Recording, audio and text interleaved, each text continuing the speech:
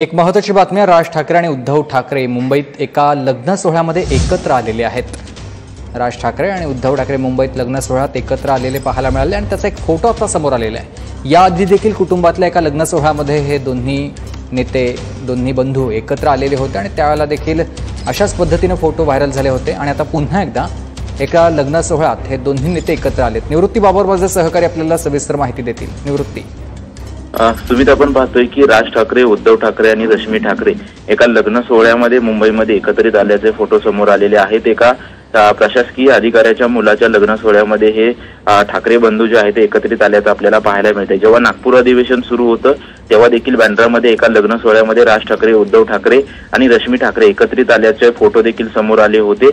गेल्या अनेक दिवसांपासून ठाकरे बंधू एकत्रित येणार अशा चर्चा सुरू असताना या लग्न सोहळ्यामधले फोटो जे आहेत ते समोर आल्याचं आपल्याला पाहायला मिळतंय। अनेक वेळा आपण जर पाहायला गेलं तर गेल्या अनेक वर्षांपासून ठाकरे बंधूंमध्ये कटुता असल्याचे आपल्याला पाहायला मिळत होतं, परंतु लग्न सोहळ्यांमध्ये हे ठाकरे बंधू एकत्रित आल्याचं चित्र आपल्याला पाहायला मिळतंय। धन्यवाद तुम्ही दिलेल्या सविस्तर माहितीसाठी।